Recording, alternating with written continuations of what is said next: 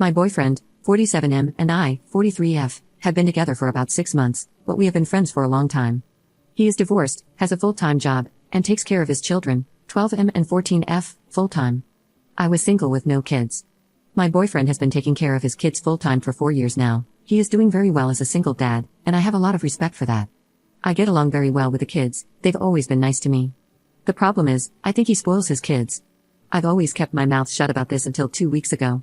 For example, at Christmas, we went to dinner at his parents' house. His sister was also there with her family. His youngest came in with his laptop open, connected to Wi-Fi, and started gaming with his back to everyone during dinner. He hardly said anything to his family.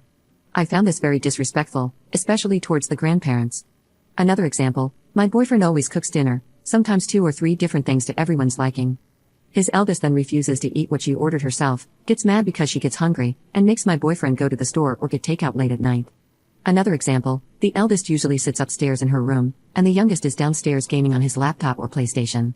When he plays on his laptop, he puts on YouTube game videos on the TV. This means that we, the adults, can never watch TV. We could watch something that everyone likes, but we can't because the 12-year-old controls the TV. We just sit at the kitchen table and talk a bit. He always gives his children what they want, he never tells them no. They never have to do simple chores like load the dishwasher or feed the dog. My boyfriend does everything alone. His children treat him like a slave, and it hurts me to see that, but it also irritates me. Because of this, I don't like coming to their house anymore. As a result, he only comes to my house to crank out a quick one, literally pump and dump, making me feel like a used object. That hurt, so I finally poured my heart out. I told him he raises his kids to be spoiled and entitled. He was very offended by what I said. He said the divorce was hard on the kids and he had to fix them. According to him, they were neglected for a while when they lived with their mother. So this blew up, and I haven't seen him in 2 weeks. He keeps texting me and asking if we can talk to work it out. I miss him very much and I really love him, but I don't know if this can be solved. I don't see how things are going to change. I know it's easy for me to talk as someone without kids, and I understand very well that it is difficult as a single father. But if he doesn't teach his kids manners, I don't know how this could work out. Not even for me, but for him and for the kids. Life is going to be very difficult for them when they find out that they can't always get their way. Update 1. My boyfriend and I continued to text each other after our big fight. We slowly gained a better understanding of each other and decided to see each other again. Remember, we really do love each other, or so I thought. He came to my house a few times, and I went, though hesitantly, to his house. Everything was okay, as he assured me that his children were not aware of our argument. They were just nice to me again, as usual. We talked and had a drink. At one point, the oldest went upstairs to her room, and the youngest stayed downstairs on the couch playing video games.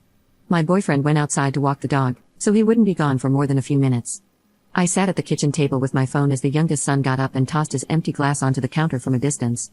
Of course, he missed, and the glass shattered on the floor. I said to him, "Why would you throw a glass? You know it will break." I got up to pick up the big shards and asked him to get the vacuum cleaner. I was bent over, with my back to him, when the 12-year-old came out of nowhere and low-kicked me against the back of my thigh really hard. I hit my head against the low kitchen cabinets and tried to catch myself with my hand, but I already had some big shards of glass in my hand, so I got big cuts. It didn't seem too deep, but I was bleeding profusely. His sister came downstairs because of the noise and shouted, "What have you done?"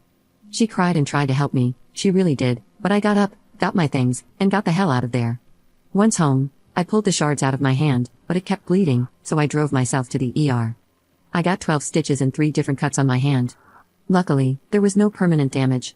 I also think I had a mild concussion because I had trouble driving to and from the hospital and was still dizzy for 2 days. I also have a big bruise on my leg where he kicked me. During my hospital visit and the hours after, my ex blew up my phone. I didn't answer because I was so mad I thought I would say things I would regret. After 2 days, I told him what had happened. He was surprised by my story. He said the kids told him I freaked out at his son because he dropped a glass. I showed him pictures of my injuries, but he doesn't believe it happened as I said. Obviously, he's my ex now.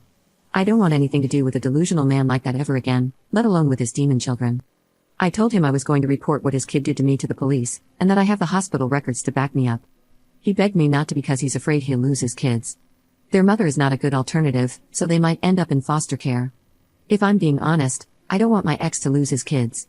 I still think he's trying his best, but he just can't handle it. His children are growing up to be entitled little brats. Edit. Well, this blew up beyond imagination. Thank you all for your mostly kind words and advice. So, I called the police today and made an appointment with a police officer who specializes in family matters. This will take place tomorrow. Also, I want to clarify some things because I couldn't respond to every post. My ex and I hung out a lot longer than 6 months, so I did get to see the family dynamics before we got together. I just didn't think it was that problematic at the time. My ex-BF and his ex went through a difficult divorce. I don't know many details, but I do know that things were not going well at the mother's house. The kids were removed from there and went to live with their dad permanently, so they are already in the system.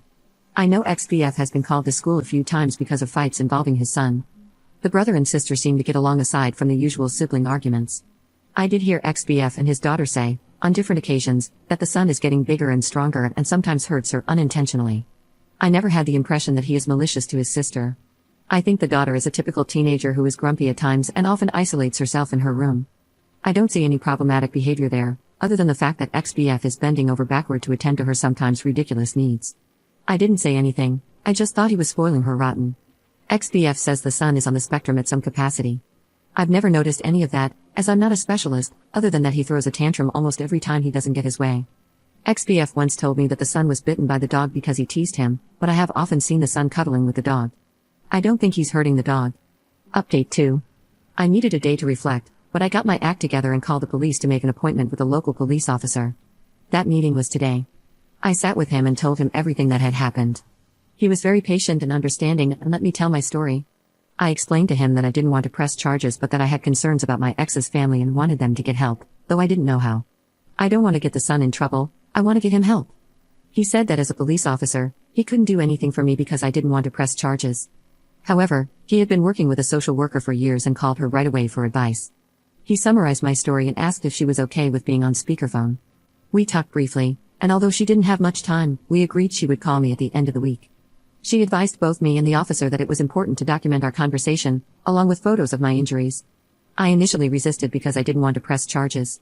She explained that it was only for documentation purposes, in case it might be needed later, so I agreed. I followed the officer into what looked like an interrogation room, at least it looked that way. He typed out my statement, and I signed it.